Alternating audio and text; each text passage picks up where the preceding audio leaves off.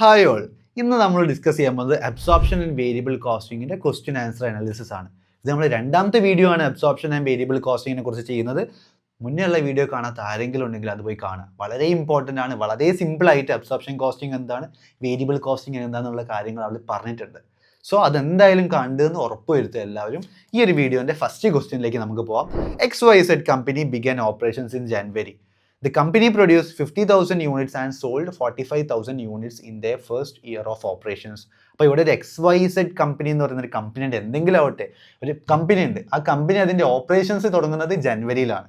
And our produce ചെയ്യുന്നത് എത്രയാണ്? 50,000 units ആണ് അവർ പ്രൊഡ്യൂസ് ചെയ്യുന്നതെങ്കിൽ അവർ സെല് ചെയ്യുന്നത് ആകെ 45,000 യൂണിറ്റ്സേ ഉള്ളൂ. ഓക്കെ, അതെല്ലാവരും മനസ്സിൽ വെക്കുക. എന്താണ് പ്രൊഡ്യൂസ് ചെയ്യുന്നതാണ് സെല് ചെയ്യുന്നതിനേക്കാൾ കൂടുതലുള്ളത്.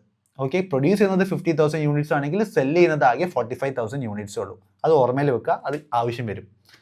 Cost for the year. അപ്പോൾ കോസ്റ്റുകൾ ഏതൊക്കെയാണെന്ന് ക്വസ്റ്റ്യനിൽ തന്നിട്ടുണ്ട്. ഫിക്സഡ് മാനുഫാക്ചറിങ് കോസ്റ്റ് തന്നിട്ടുണ്ട് ക്വസ്റ്റ്യനിൽ. വേരിയബിൾ മാനുഫാക്ചറിങ് കോസ്റ്റ് ക്വസ്റ്റ്യനിൽ തന്നിട്ടുണ്ട്. Fixed general and selling cost തന്നിട്ടുണ്ട്. And variable general and selling കോസ്റ്റും ക്വസ്റ്റ്യനിൽ തന്നിട്ടുണ്ട്. ക്വസ്റ്റ്യൻ എന്താണ് ചോദിക്കുന്നത്? How would the operating income of XYZ company compare between the variable method and absorption method. അപ്പോൾ വേരിയബിൾ മെത്തേഡും അബ്സോർപ്ഷൻ മെത്തേഡിൻ്റെയും ഏറ്റവും വലിയ ഡിഫറൻസ് എന്താണ്? തൊട്ട് മുന്നത്തെ ഒരു വീഡിയോയിൽ നമ്മൾ ഡീറ്റെയിൽഡ് ആയിട്ട് എക്സ്പ്ലെയിൻ ചെയ്തതാണ്. അത് കാണാത്തവർക്ക് വേണ്ടി ഞാൻ ജസ്റ്റ് ഒന്ന് പറയാം. വേരിയബിൾ കോസ്റ്റിങ്ങിൽ ആൻഡ് അബ്സോർപ്ഷൻ കോസ്റ്റിങ്ങിൻ്റെ ഡിഫറൻസ് എന്ന് പറയുന്നത്, അബ്സോർപ്ഷൻ കോസ്റ്റിങ്ങിൽ ഫിക്സഡ് മാനുഫാക്ചറിങ് ഓവർഹെഡിനെ ഒരു പ്രൊഡക്റ്റ് കോസ്റ്റ് ആയിട്ടാണ് ട്രീറ്റ് ചെയ്യുന്നത്. ബട്ട് വേരിയബിൾ കോസ്റ്റിൻ്റെ കേസിലേക്ക് വരുമ്പോൾ അതിനൊരു പീരീഡ് കോസ്റ്റ് ആയിട്ടാണ് കണക്കാക്കുന്നത്. ആൻഡ് ഈ ഒരു വരച്ചിരിക്കുന്ന ടേബിൾ എല്ലാവരുടെയും ബുക്കിൽ ഉറപ്പായിട്ടും വരച്ചിരിക്കേണ്ടതാണ്. ഫ്രണ്ട് പേജിൽ തന്നെ വരച്ചോ, കാരണം അത്ര ഇമ്പോർട്ടൻ്റ് ആണത്. അപ്പോൾ ഇവിടെ നോക്കുമ്പോൾ പ്രൊഡക്ഷൻ സെയിൽസിനേക്കാൾ കൂടുന്നുണ്ടെങ്കിൽ ഇവിടെ നോക്കുക, പ്രൊഡ്യൂസ് ചെയ്തത് 50,000 യൂണിറ്റ്സ് ആണ്, സെല് ചെയ്യുന്നത് 45,000 യൂണിറ്റ്സ് ആണ്. അതായത് പ്രൊഡക്ഷൻ സെയിൽസിനേക്കാൾ കൂടുതലാണ്. അങ്ങനെയുള്ളപ്പോൾ ഏറ്റവും കൂടുതൽ ഓപ്പറേറ്റിംഗ് ഇൻകം നമുക്ക് ഏതിൽ കൂടിയാണ് ജനറേറ്റ് ചെയ്യാൻ വേണ്ടി പറ്റുക? അബ്സോർപ്ഷൻ കോസ്റ്റിങ്ങിൽ കൂടിയാണ്. സോ ഇവിടെ ആ ഗ്രാഫ് അല്ലെങ്കിൽ ഈ ഒരു ടേബിൾ ഞാൻ ഒന്ന് എക്സ്പ്ലെയിൻ ചെയ്ത് തരാം. പ്രൊഡക്ഷൻ സെയിൽസിനേക്കാൾ കൂടുന്നുണ്ടെങ്കിൽ അവിടെ ക്ലോസിംഗ് സ്റ്റോക്ക് ആയിരിക്കും കൂടുതൽ ഓപ്പണിംഗ് സ്റ്റോക്കിനേക്കാൾ കൂടുതൽ. ഓക്കെ, അവിടെ എന്തായിരിക്കും? അബ്സോർപ്ഷൻ കോസ്റ്റിംഗ് യൂസ് ചെയ്യുമ്പോഴേക്കും ഏറ്റവും കൂടുതൽ പ്രോഫിറ്റ് ജനറേറ്റ് ചെയ്യാൻ വേണ്ടി നമുക്ക് പറ്റുക. ഇനി അഥവാ ഓപ്പോസിറ്റ് കേസിലേക്ക് നോക്കുന്നുണ്ടെങ്കിൽ സെയിൽസ് ആണ് പ്രൊഡക്ഷനേക്കാൾ കൂടുതലെങ്കിൽ അവിടെ ഓപ്പണിംഗ് സ്റ്റോക്ക് ആയിരിക്കും കൂടുതൽ ക്ലോസിംഗ് സ്റ്റോക്കിനേക്കാൾ. And variable costing method use ചെയ്യുമ്പോഴായിരിക്കും കൂടുതൽ പ്രോഫിറ്റ് ജനറേറ്റ് ചെയ്യാൻ വേണ്ടി നമുക്ക് പറ്റുക. സോ ഈ ഒരു മെത്തേഡിൽ ഏതാണ്? ഇവിടെ നോക്കുക, ഇവിടെ പ്രൊഡക്ഷൻ ആണ് കൂടുതൽ, സെയിൽസിനേക്കാൾ കൂടുതൽ പ്രൊഡക്ഷൻ ആണ് കൂടുതൽ. അതുകൊണ്ട് തന്നെ ഏത് മെത്തേഡ് യൂസ് ചെയ്യുമ്പോഴേക്കും പ്രോഫിറ്റ് ഏറ്റവും കൂടുതൽ ഉണ്ടാവുക? ഇവിടെ അബ്സോർപ്ഷൻ മെത്തേഡ് യൂസ് ചെയ്യുമ്പോഴേക്കും ഏറ്റവും കൂടുതൽ പ്രോഫിറ്റ് ജനറേറ്റ് ചെയ്യാൻ വേണ്ടി പറ്റുക. ഓക്കെ, ഇനി നോക്കുക, അബ്സോർപ്ഷൻ മെത്തേഡ് യൂസ് ചെയ്തിട്ട് എങ്ങനെയാണ് നമുക്ക് ഡിഫറൻസ് കാണാൻ നോക്കാം. എത്രയാണ് ഡിഫറൻസ് ഉണ്ടാവാൻ നോക്കാം. അപ്പം ഇത് തമ്മിലുള്ള മെയിൻ ഡിഫറൻസ് എന്താണ്? ഫിക്സഡ് മാനുഫാക്ചറിങ് ഓവർഹെഡിന്റെ ട്രീറ്റ്മെന്റ് അല്ലേ ഈ രണ്ട് മെത്തേഡിന്റെയും ഡിഫറൻസ് എന്ന് പറയുന്നത്. So fixed manufacturing overhead absorption കോസ്റ്റിങ്ങിലും ആൻഡ് വേരിയബിൾ കോസ്റ്റിങ്ങിലും എങ്ങനെയായിരിക്കും ട്രീറ്റ് ചെയ്യാൻ നമുക്ക് നോക്കാം. അബ്സോർപ്ഷൻ കോസ്റ്റിങ്ങിൽ ഫിക്സഡ് മാനുഫാക്ചറിങ് ഓവർഹെഡ് ഒരു പ്രൊഡക്റ്റ് കോസ്റ്റ് ആയതുകൊണ്ട് തന്നെ അപ്പം നമുക്ക് നോക്കാം. ഇവിടെ ഫിക്സഡ് മാനുഫാക്ചറിങ് ഓവർഹെഡ് കോസ്റ്റ് എന്ന് പറയുന്നത് 250K ആണ്. ഓക്കെ, അതായത് എത്ര യൂണിറ്റ്സ് ആണ് ഇവിടെ പ്രൊഡ്യൂസ് ചെയ്തത്? 50,000 യൂണിറ്റ്സ് ആണ് പ്രൊഡ്യൂസ് ചെയ്തത്. ഈ 50,000 യൂണിറ്റ്സിനും കൂടിയും ഉള്ള ഫിക്സഡ് മാനുഫാക്ചറിങ് ഓവർഹെഡ് ആണ് 250K എന്ന് പറയുന്നത്. അപ്പോൾ ഒരു യൂണിറ്റിന് എത്രയായിരിക്കും വരിക? നമുക്ക് കാൽക്കുലേറ്റ് ചെയ്യാം. 250K divided by 50,000 that is 5. ഒരു യൂണിറ്റിന് $5 ആണ് ഫിക്സഡ് മാനുഫാക്ചറിങ് ഓവർഹെഡ് ആയിട്ട് നമുക്ക് അലോക്കേറ്റ് ചെയ്ത് കൊടുക്കാൻ വേണ്ടി പറ്റുക. So equal to $5. അങ്ങനെ ഇവിടെ എത്ര യൂണിറ്റ്സ് ആണ് ഉള്ളത്? ഇവിടെ എത്ര യൂണിറ്റ്സ് ആണ് ഇവർ തമ്മിലുള്ള ഡിഫറൻസ് ഉള്ളത്? അത് കാണണമെങ്കിൽ നമുക്കൊന്ന് വേരിയബിൾ കോസ്റ്റിങ്ങിൻ്റെ കൂടി നോക്കാം. വേരിയബിൾ കോസ്റ്റിങ്ങിൽ ഇത് ഡയറക്റ്റ്ലി ഒരു പീരീഡ് കോസ്റ്റ് ആയിട്ട് നമ്മൾ തള്ളിക്കളയുന്നത് കൊണ്ട് തന്നെ ഈ 250Kയും നമ്മൾ ഡയറക്റ്റ് ആയിട്ട് തള്ളിക്കളയും. അതായത് ഈ 50,000ൻ്റെ കോസ്റ്റ്, 50,000 യൂണിറ്റ്സ് പ്രൊഡ്യൂസ് ചെയ്യാനായിട്ടുള്ള ഫിക്സഡ് മാനുഫാക്ചറിങ് കോസ്റ്റ് ടോട്ടൽ നമ്മൾ എന്ത് ചെയ്യും? ഒരു പീരീഡ് കോസ്റ്റ് ആയിട്ട് തള്ളിക്കളയും. അപ്പോൾ ഇവിടെ നമ്മൾ 50,000 യൂണിറ്റ്സിനെയും തള്ളിക്കളയാണ്. ഇവിടെ നമ്മൾ എത്ര എടുക്കുന്നുള്ളൂ? 45,000 യൂണിറ്റ്സിനെ മാത്രമേ നമ്മൾ അബ്സോർപ്ഷൻ കോസ്റ്റിങ്ങിൽ എടുക്കുള്ളൂ. കാരണം സെൽ ചെയ്തത് മാത്രമേ നമ്മൾ അബ്സോർപ്ഷൻ കോസ്റ്റിങ്ങിൽ എടുക്കുള്ളൂ. സോ 45,000 ഇൻറ്റു 5 ദാറ്റ് ഈസ് 2,25,000 അല്ലെങ്കിൽ 225,000. അപ്പം ഒരു അബ്സോർപ്ഷൻ കോസ്റ്റിംഗ് യൂസ് ചെയ്യുമ്പോൾ നമ്മൾ ഫിക്സഡ് മാനുഫാക്ചറിങ് ഓവർ ഹെഡിന് 225K ആണ് കിട്ടുന്നത്. ബട്ട് വേരിയബിൾ കോസ്റ്റിംഗ് ചെയ്യുമ്പോൾ നമുക്ക് അവിടെ 250K ആണ് നമ്മൾ എടുക്കുന്നത്. ഇത് നമ്മളെ ഡിഫറൻസ് എത്രയാണ്? 25,000 അല്ലേ?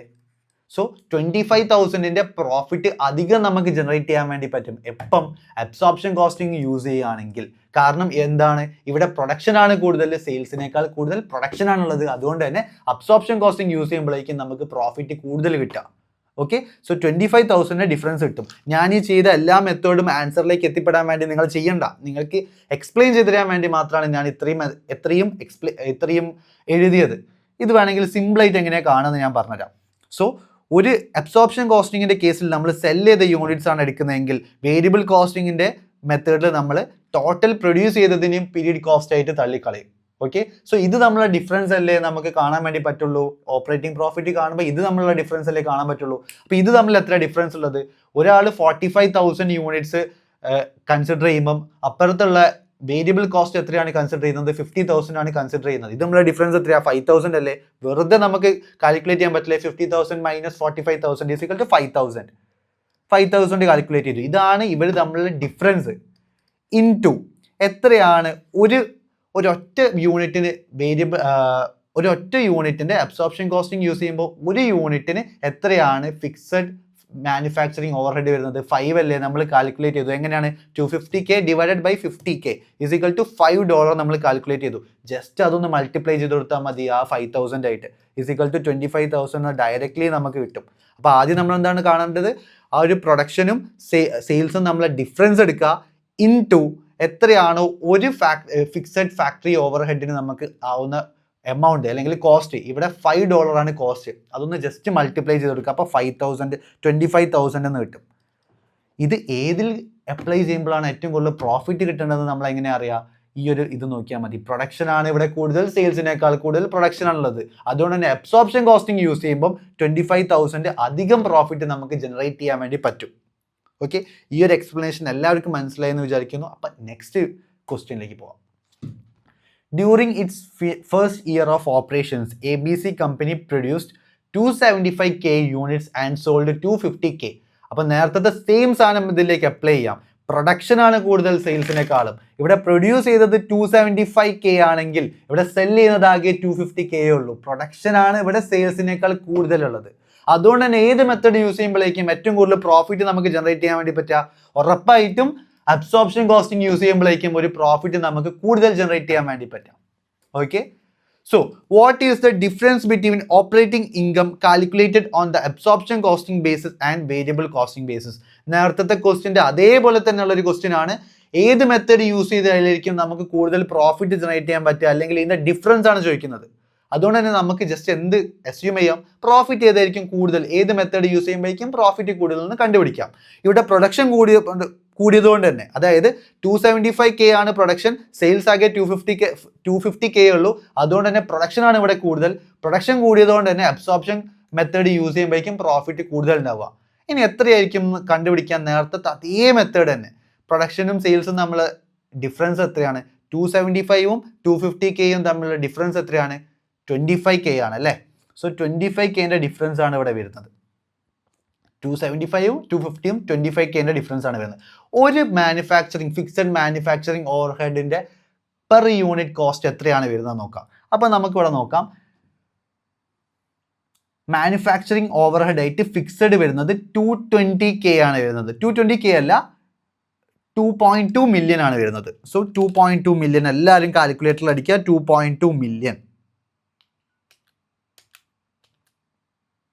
ഓക്കെ, ഡിവൈഡഡ് ബൈ എത്ര യൂണിറ്റ്സ് ആണ് ഇവിടെ ഉള്ളത്? എത്ര യൂണിറ്റ്സ് ആണ് നമ്മൾ പ്രൊഡ്യൂസ് ചെയ്യുന്നത്? 275K ആണ് നമ്മൾ പ്രൊഡ്യൂസ് ചെയ്യുന്നത്. അതായത് 275K യൂണിറ്റ്സിന് പ്രൊഡ്യൂസ് ചെയ്യാനാവുന്ന മാനുഫാക്ചറിങ് ഓവർഹെഡ് ആണ് 2.2 മില്യൺ എന്ന് പറയുന്നത്.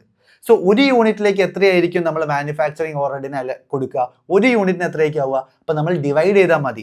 ടോട്ടൽ മാനുഫാക്ചറിങ് ഓവർഹെഡിനെ ഡിവൈഡഡ് ബൈ യൂണിറ്റ്സ് ചെയ്യുമ്പോൾ ഒരു യൂണിറ്റിന് എത്രയും നമുക്ക് കിട്ടും.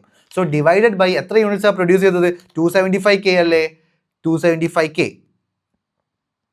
സീക്വൽ ടു ഒരു യൂണിറ്റിനാവുന്നത് $8 ആണ്. ഓക്കെ, സോ അതെങ്ങനെയാണ് എനിക്ക് കിട്ടിയത്? 2.2 million divided by 275K is equal to ഒരു യൂണിറ്റിനാവുന്നത് എത്രയാണ്? $8. ഡോളേഴ്സ് ആണ് മാനുഫാക്ചറിങ് ഓവർ ഹെഡ് ആയിട്ട്, ഫിക്സഡ് മാനുഫാക്ചറിങ് ഓവർ ഹെഡ് ആയിട്ട് നമുക്ക് അലോക്കേറ്റ് ചെയ്ത് കൊടുക്കാൻ വേണ്ടി പറ്റുന്നത് $8. ഇവിടെ എത്രയാണ് ഡിഫറൻസ് വരുന്നത്? 25K ആണ് ഡിഫറൻസ് വരുന്നത്.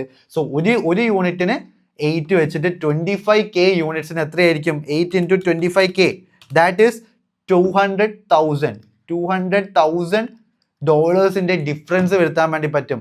അബ്സോർപ്ഷൻ മെത്തേഡ് യൂസ് ചെയ്യുമ്പോൾ $200,000 അധികം നമുക്ക് ജനറേറ്റ് ചെയ്യാൻ വേണ്ടി പറ്റും പ്രോഫിറ്റ് ആയിട്ട്. സോ ഈ ഒരു ചാർട്ട് തൊട്ട് മുന്നത്തെ ക്വസ്റ്റ്യനിൽ ഞാൻ എക്സ്പ്ലെയിൻ ചെയ്തിരിക്കുന്ന ഈ ഒരു ടേബിൾ എല്ലാവരുടെയും ബുക്കിൽ ഫസ്റ്റ് പേജിൽ തന്നെ കാണണം. എപ്പോഴും റിവൈസ് ചെയ്യേണ്ട ഒരു കാര്യമാണ്. ഈ ഒരു ടോപ്പിക്കിൽ നിന്ന് ഏത് ക്വസ്റ്റ്യൻ വന്നാലും ഈ ഒരു ടേബിൾ വെച്ചിട്ട് നമുക്ക് ആൻസർ കണ്ടുപിടിക്കാൻ വേണ്ടി പറ്റും. സോ ഈ ഒരു എക്സ്പ്ലനേഷൻ എല്ലാവർക്കും മനസ്സിലായി ഞാൻ വിചാരിക്കുന്നു. എന്തെങ്കിലും ഡൗട്ട്സ് ഉണ്ടെങ്കിൽ കമന്റ് ബോക്സിൽ കമന്റ് ചെയ്യാം. Thank you for watching the class.